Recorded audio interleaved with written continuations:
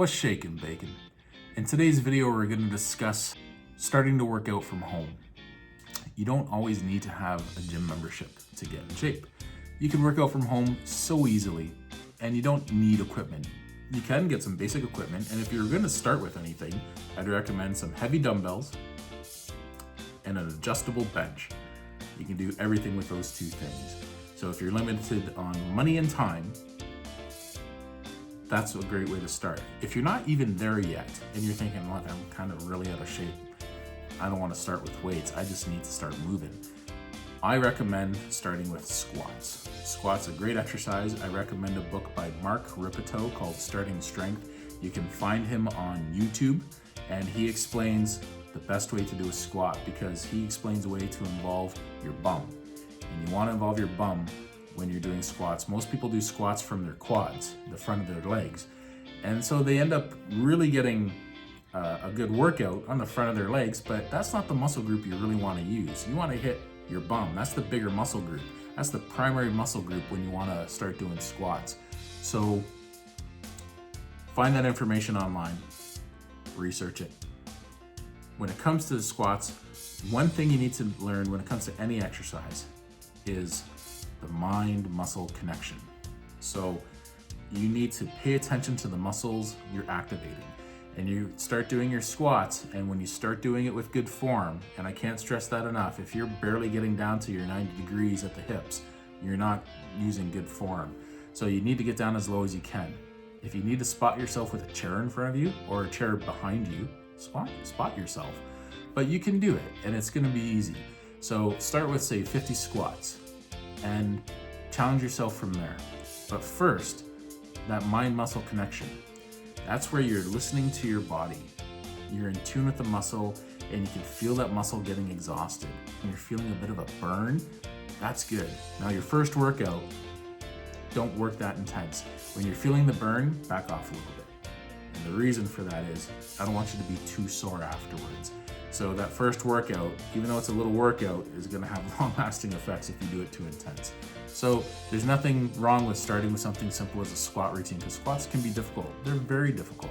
And the best way to start is with this, the mind-muscle connection.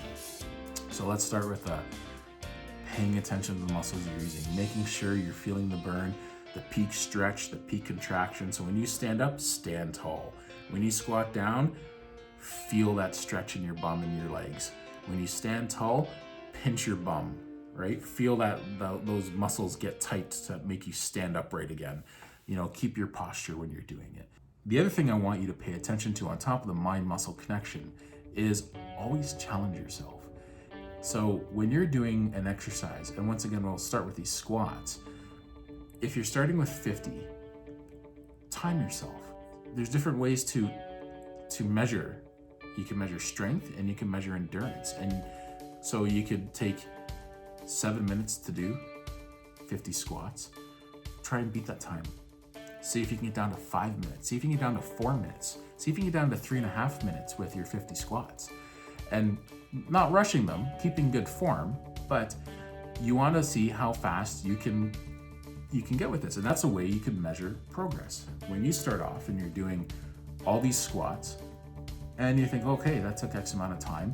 Well, I'm only doing 50 squats, but I've been doing 50 squats for the last 3 weeks. Well, if you cut that time down, that's great. That's a great improvement. But when you notice you're starting to plateau and you're having a rough time beating that time, that's when you up it to maybe 75 squats or 100 squats.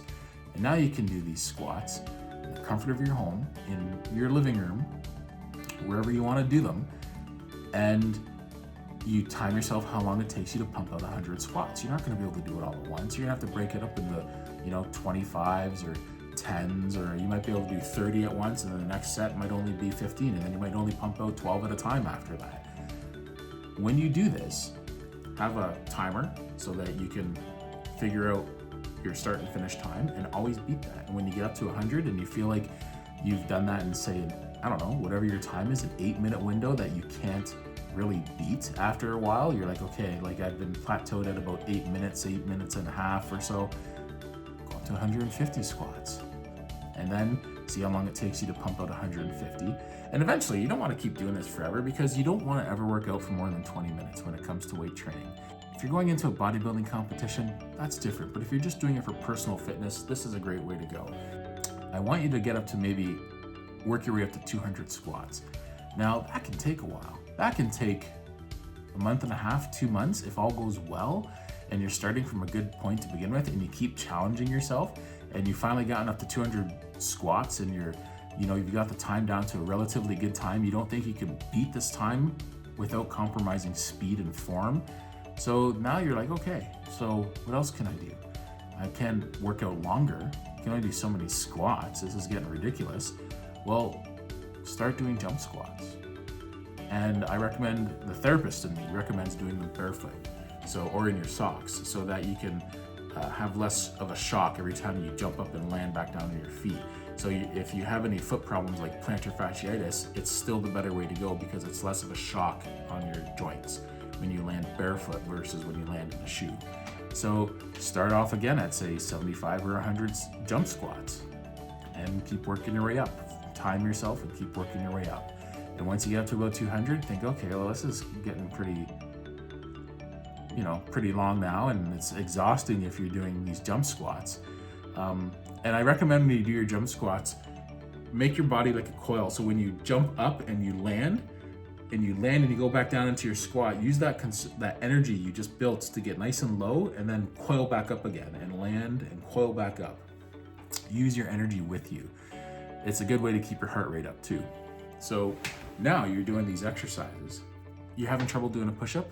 Start with planks. Just hold yourself there. After a while, if you can start keeping it up for a minute and a half, then start trying to do push-ups. If you're having a rough time doing a push-up, because you want to get all the way down with your push-up so that your chest is on the floor, and you don't rest it, but you want to tap your chest to the floor, and then you go back out. You always want to make sure your elbows are down at a 45-degree angle. They're never flared out, because otherwise you're going to hurt your shoulder. But when you do these push-ups, you might have to start from your knees or start on the steps and go from about 3 or 4 steps up and start doing push-ups. Now, if you can do that, you'll eventually be able to start doing some push-ups. Now, don't lose all the exercise you got with your squats, so start doing like every second day with the push-up exercise. And starting with planks, then working your way up to push-ups from your knees, if this is where the level you have to start at, and then you can work up to full push-ups. And then once you get to a respectable number, just keep challenging yourself like you did with the squats. So the beautiful thing about this is now, what are we working towards? Burpees. And you can YouTube how to do a burpee, and it's basically what you've been doing already. You do a jump squat, and then the difference is now you land and you do a push-up, and then you bring your feet out from under your stomach, and then you jump up and do a jump squat again, and then you just keep repeating. So now we've escalated from push-ups and squats to jump squats and push-ups, and then all the way up to burpees. That'll keep you going. You do that for 15 to 20 minutes, you're done. You're gonna have to take some rest breaks to get up to like 200 burpees, and that's perfect because that's the equivalent of a HIIT workout.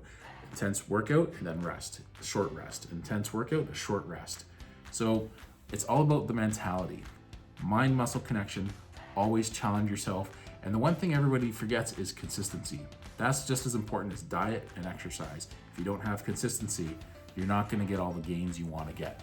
So I recommend construction worker strong, not bodybuilder strong. When you're doing shorter workouts like this and you're not using weights, I want you to always have the mentality of, this is a daily thing. This isn't 3 times at the gym for 45 minutes or an hour.